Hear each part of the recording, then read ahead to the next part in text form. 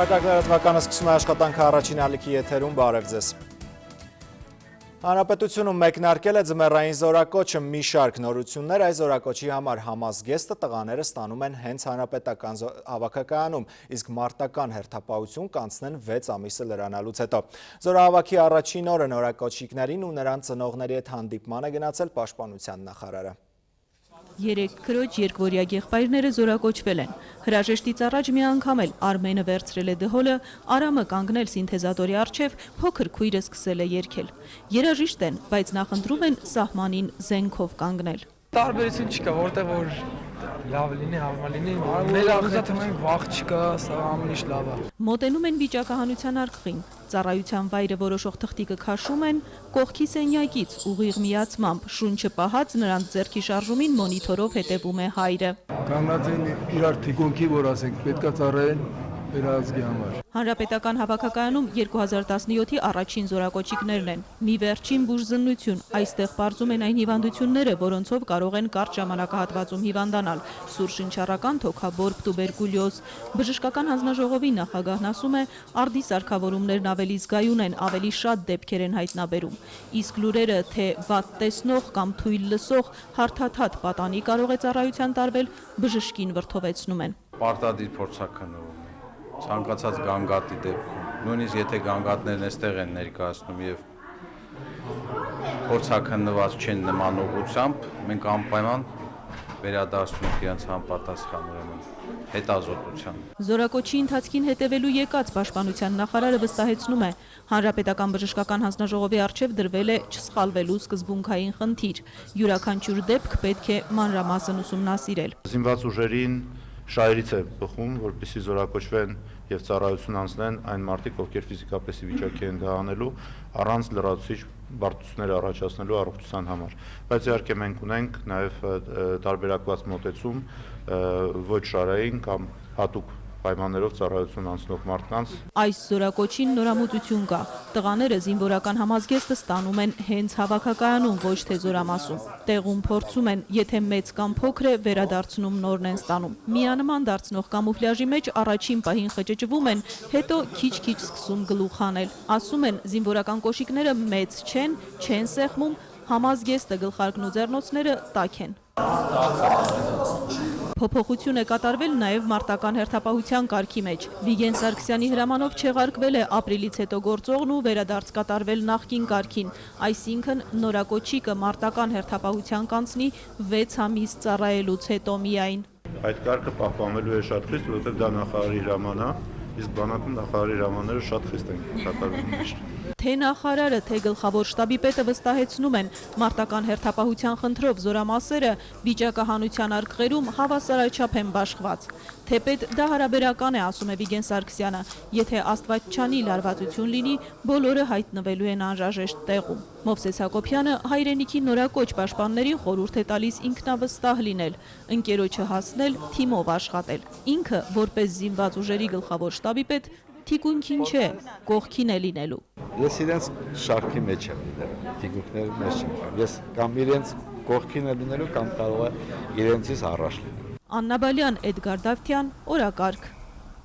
Սահմանի մասին անցած գիշեր Արցախի բանակի ուղղությամբ հակառակորդը հարձակել է 420 կրակոց, հրադադարի ռեժիմը խախտելով շուրջ 30 անգամ։ Պաշտպանության բանակը վստահ շարունակում է պաշտպանել սահմանը։ Կառավարությունում աշխատանքային առաջին օրը սկսվել է ընդունելությամբ։ Կարեն Կարապետյանը հանդիպել է մեր երկրում Իրանի Իսլամական Հանրապետության արտակարգ եւ լիազոր դեսպան Սեյեդ Քազեմ Սաջադիին եւ Թուրքմենստանի արտակարգ եւ լիազոր դեսպան Մուհամմեդ Նիազ Բադի Մաշալովին։ Իրանի եւ Թուրքմենստանի հետ Հայաստանի քաղաքական հարաբերությունների բարձր մակարդակը հնարավորություն է տալիս առավել սերտացնել երկկողմ տնտեսական կապերը, ինչպես նաեւ ծավալել եռակողմ ձևաչափով տնտեսական գործակցություն, նշել է վարչապետ Կարապետյանը։ Իրանի եւ Թուրքմենստանի դեսպանները փոխանցել են, որ իրենց երկրների կառավարությունները կարևորում են Հայաստանի հետ հարաբերությունների ընդլայնումը եւ պատրաստ են քննարկել այդ ուղղությամբ հետագա քայլերը։ Հանդիպմանը կողմերը պայմանավորվածություն են ձեռք բերել համատեղ աշխատանքային խումբ ձևավորել եւ եղած ծրագրերը քննարկել առարկայական։ Վարչապետ Կարեն Կարապետյանը ցավակցել է Իրանի Իսլամական Հանրապետության դեսպանին Իրանի նախկին նախագահ Ալի Ակբար Հաշեմ Ռաֆսանջանի մահվան կապակցությամբ։ Մեկ քրեական լուր բացահայտվել է Գյուղարքունիքի փոխմարզպետի որդու սպանությունը հանցագործությունը կատարած անձը Նորատուց գյուղի բնակիչ 20-ամյա Մեխակ Հարությունյանը մեղայականով ներկայացել է ոստիկանության քրեական հետախուզության գլխավոր վարչություն։ Դեպքի առթիվ հարուցվել էր քրեական գործ։ Շարունակենք թողարկումը գյուղացում պետությունը կշարունակի աջակցել նաև այս տարի տրակտորներից մինչև դիզվառելիք շուկաներում մսի վաճառք ավելի անվտանգ դարձնելու համար հուլիսի 1-ից կգործի սպանդանոցների մասին օրենքը։ Գյուղտեխնիկա, պարարտանյութ, երինջների ու սերմերի հատկացում, գյուղացիական տնտեսություններին պետական աջակցությունը կշարունակվի նաև 2017-ին, սակայն հասցեավորված։ Էժան դիզվառելիք պետբյուջեով նախատեսվել է, բայց թե ում եւ ինչի համար դեռ կքննարկեն։ Շատ հնարավոր է որոշ սահմանային բարձր լեռնային գոտիներում կամ համայնքներ, որոնք շատ դժվար լինեն, իրենց սուբսիդավորեն։ Անասնապահները, եթե ցանկանան տոհմային երինջներ գնել, պետությունը կֆինանսավորի, բայց խիստ հսկողությամբ, որ չլինի այնպես, երինջի համար փող ստանան մեքենա գնեն։ Տրամադրելով արդեն ոչ թե ներմուծելով երինջներ, այլ ըստեղից արդեն վերարտադրված լավ ցեղատեսակներ։ Երկրում մսի վաճառքը կանոնակարգելու համար հուլիսի 1-ից կգործի սպանդանոցների մասին օրենքը, պարտադիր, բայց ոչ ի վնաս գյուղացու, մորթը կարվի սպանդանոցներում։ Գյուղացու համար ոչ մի բան չի փոխվել։ Սերմերի հարցում գյուղատնտեսությունը դեռ ինքնաբավ չէ, սուբսիդիա կստանան սերմնաբուծարանները, կձևավորվի պահուստային ֆոնդը։ Վահե Կոստանդյան, Ռոմիկ Խաչատրյան, օրակարգ։ Միջազգային լրահոսի ծահաբեկչություն Իսրայելում Նիսի և Բերլինի բռնարարքների ձեռագրով բեռնատարը մխրճվել է մարդկանց բազմության մեջ, մահացել է 4, վիրավորվել 1 տասնյակից ավելի մարդ, ոճրագործը սպանվել է։ Երուսաղեմում նախօրեին տեղի ունեցած ահաբեկչության մեղավորը իրավապահների փոխանցմամբ Իսրայելում բնակվող պաղեստինցի է։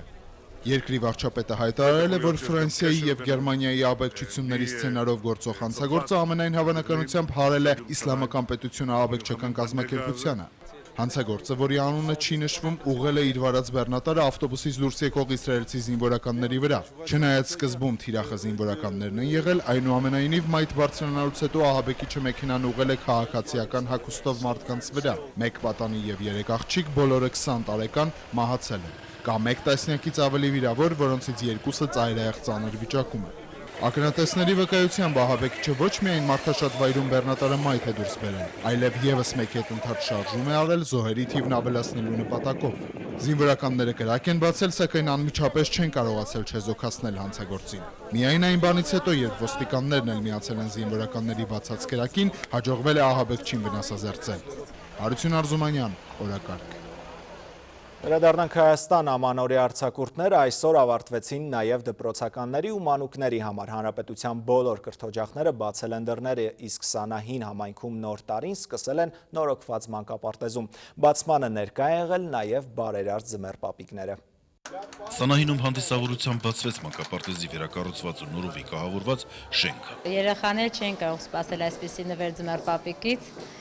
Մենք երկար տարիներ շարունակ երազել ենք այսպիսի գեղեցիկ մանկապարտեզի մասին։ Վերակառուցման աշխատանքը ֆինանսավորել են եկեղեցական կլոր սեղան կազմակերպությունը, Հարավ-Կովկասյան երկաթուղին, նաև քաղաքապետարանը։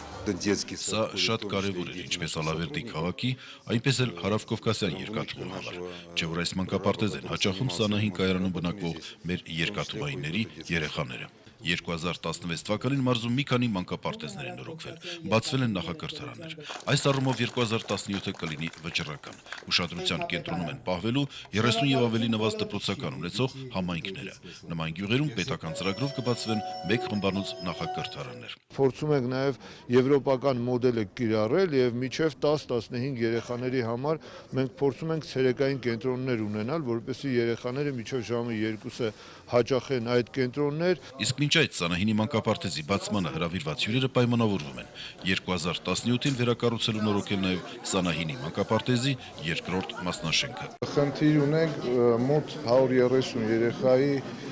նախակրթական կրթությունը ապահովելու համար։ Քաղաքապետը վստահ է, որ մինչև ընթացիկ տարվա ավարտ Ալավերդում ամբողջությամբ լուծված կլինի անհրաժեշտ քանակի մանկապարտեզային տեղերի խնդիրը։ Հրաչապապինյան, Արման Տիտանյան, օրակարգ։ Դեռ դեկտեմբերի 27-ից Սյունիքի, Գեղարքունիքի և Արագածոտնի մարզերում արտակարգ իրավիճակների նախարարության փրկարարները տաք սնունդ և առաջին բուժօգնություն էին ցույց տալիս ճանապարհներին արգելափակված քաղաքացիներին։ Փրկարարական գումարտակները այսօր էլ շարունակում են աշխատանքը և ծառայություն կմատուցեն այնքան ժամանակ, որքան անհրաժեշտություն կլինի։ Եղանակի և ճանապարհների մասին մառախուղն ու ցուրտը առայժմ պահպանվում են Արարատյան դաշտում, Արագածոտնի և Վայոց ձորի նախալեռներում։ Հունվարի 9-ից 13-ը ջերմաստիճանը էապես չի փոխվի։ Հանրապետությունում կան դժվար անցանելի ավտոճանապարհներ, Ստեփան-Զմինդա-Լարսը բաց է բոլոր տեսակի տրանսպորտային միջոցների համար անվաշղթաների կիրառմամբ։ Հոսանք առանց բնությանը վնաս հասցնելու և առանց լրացուցիչ ֆինանսական բեռի արևային էներգիայով բնակարաններ լուսավորելը արդեն իրականություն է։ 2017-ին արեգակնային էներգիան սպառողների թիվը կտրուկ կաճի, կանխատեսումը գործի գիտակներինն է։ Օրվա հիմնական մասը նայի դեպի սարքը, այսինքն սարքը օրվա ընթացքում 30-ով մաքսիմում ժամանակ նայում է արևի։ Արդեն մի քանի ամիս է, ինչ շենքերի տանիքներին կարելի է տեսնել աչքին անսովոր սարքեր, դրանք մեկ անգամ գործի դնելու եւ տարիներով անխափան աշխատելու համար շատ բան պետք չէ, միայն արևի ճառագայթներ։ Իսկ Հայաստանը համարվում է արևոտ երկիր, 365-ից գոնե 300 օրերին մեր երկնքում արև կա։ Արևային էլեկտրական հոսանքի սարքեր, ինչպիսին դուք տեսնում եք այստեղ օրինակ, դա երաշխիքը 25 տարի է։ 25 տարիից սարքը առնվազն պետք է արտադրի հոսանք։ Միջին վիճակագրական ընտանիքն ամսական սպառում է 200 կիլովատ-ժամ էներգիա, այսինքն 8-ից 10,000 դրամ, տարեկան վճարելով մոտ 120,000 դրամ։ Պետությունը համագործակցելով բանկերի հետ ստեղծել է այնպիսի պայմաններ, որ քաղաքացին ձեռք բերի սարքը գրեթե անվճար մուծելով այնքան, որքան նախկինում։ Դու այն գումարը, որ դու այդ ամսական 10,000 դրամ որ վճարում ես 10 բանկին, եւ երբ որ ավարտվում է, մնում է քեզ։ Այսինքն ստացվում է այսպես, որ ինքը ֆինանսապես չի զգում նոր բեռ։ 3 ամիս առաջ Ձորախբիրում գտնվող իր տանը Տիգրանը նույնպես տեղադրել է ֆոտովոլտային կայան։ Ասում է բնությանը վնաս չի տալիս, բյուջեին եւս հոսանքի ծախսը նույնն է, ոչ մի տարբերություն։ Այսօրվա դրությամբ, երբ որ մենք չունենք նաև այսօր ուժեղ արև, ինքը տվել է ձմեռային այս պայմաններում 7.5 կիլովատ հոսանք։ Սարքը կրկնակի օգտակար է, հնարավորություն է տալիս ոչ միայն արևից լույս ստանալ, այլև հեցից շահ։ Ամռանը կուտակած էներգիայի ավելցուկը կարելի է կես գնով վաճառել էլեկտրական ցանցերին։ Երբ որ ցերեկը ինքը տանը չի արտադրում է կիլովատը, ինքը ստիպված չլինի կուտակելի, այլ տա ցանցին։ Այսօր ես ունեմ 6.5 կիլովատային կայան, որ ուզում եմ հզորացնել մինչև 12-18 կիլովատ։ Պետությունը 5 օրենքում 2 տասնյակից ավել փոփոխություններ է արել, ազատել լիցենզիայից, հարկերից, որպեսզի հեծը համագործակցի քաղաքացիների հետ։ Ոլորտը աճում է բավականին արագ տեմպերով։ Մյուս տարի ոչ միայն կտեսնեք տանիքների վրա, այլ կտեսնեք ավելի մեծ համակարգային կայաններ։ Ոլորտի ընկերությունները 17 թվականից ակտիվ աշխատելու են, իսկ թե արևը որքան տուն կլուսավորի, նաև քաղաքացիների որոշումն է։ Լիլիթ Դանելյան, Արտակ Գևորգյան, օրակարգ։ Եվ թողարկման վերջում Կալիֆորնիայում կայացած Ոսկե գլոբուս ամենամյա կինոմրցանակաբաշխության բացարձակ ռեկորդ է գրանցել ռեժիսոր Դեմին Շազելի La La Land ֆիլմ մյուզիկլը։ Այն հաղթել է առաջադրված բոլոր 7 անվանակարգերում։ Լավագույն դրամա անվանակարգում մրցանակ ստացել է Բարի Ջենքինսի Լուսնի լույսը ֆիլմը։ Լավագույն դրամատիկ սերիալ է ճանաչվել բրիտանական թագավորական ընտանիքի մասին պատմող Թագը։ Հանրահայտ գահերի խաղը որևէ անվանակարգում չի հաղթել։ Անհատական մրցանակների են արժանացել դերասաններ Քեյսի Աֆլեքը ու Ռայան Գոսլինգը, դերասանուհիներ Իզաբել Յուպերը և Էմմա Սթոունը։ Օրակարգի հաջորդ թողարկումը ժամը 17-ին է, մինչև այդ ժամը։